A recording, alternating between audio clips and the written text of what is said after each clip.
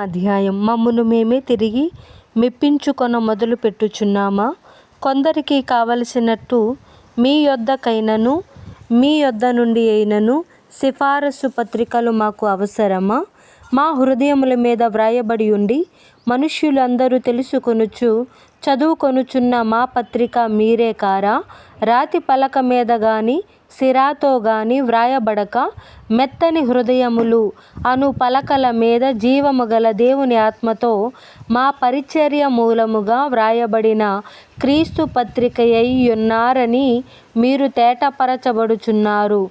క్రీస్తు ద్వారా దేవుని ఎడల మాకిట్టి నమ్మకము కలదు.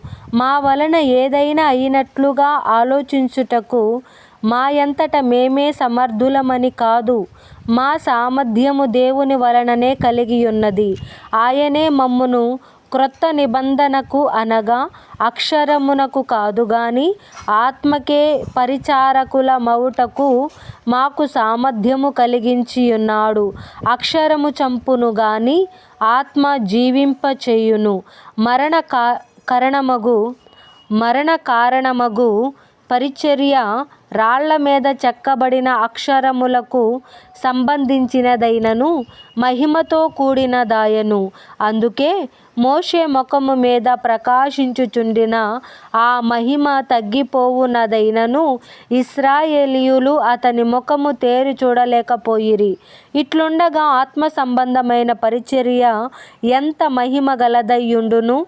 శిక్షావిధికి కారణమైన పరిచర్యయే మహిమ కలిగినదైతే నీతికి కారణమైన పరిచర్య ఎంతో అధికమైన మహిమ కలదగును.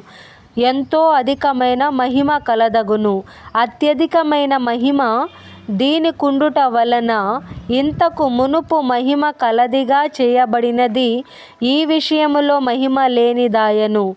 తగ్గిపోవునదే మహిమ గలదై యుండిన ఎడల నిలుచున్నది మరీ ఎక్కువ మహిమ గలదై యుండును గదా. తగ్గిపోవుచున్న మహిమ యొక్క అంతమును ఇశ్రాయేలీయులు తేరి చూడకుండునట్లు మోషే తన ముఖము మీద ముసుగు వేసికొనెను. మేమట్లు చేయక ఇట్టి నిరీక్షణ గలవారమై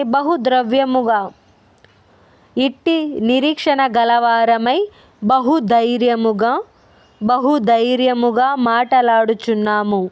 మరియు వారి మనస్సులు కఠినములయను గనుక నేటి వరకును పాత నిబంధన చదవబడునప్పుడు అది క్రీస్తునందు కొట్టివేయబడెనని వారికి తేటపరచబడక ఆ ముసుకే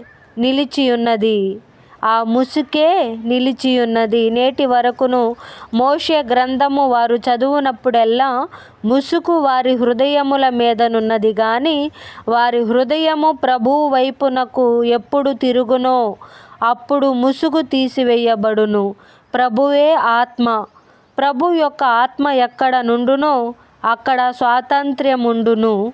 మనమందరమును ముసుకు లేని ముఖముతో ప్రభు యొక్క మహిమను అద్దము వలె ప్రతిఫలింపజేయుచు మహిమ నుండి అధిక మహిమను పొందుచు ప్రభువగు ఆత్మ చేత ఆ పోలికగానే మార్చబడుచున్నాము.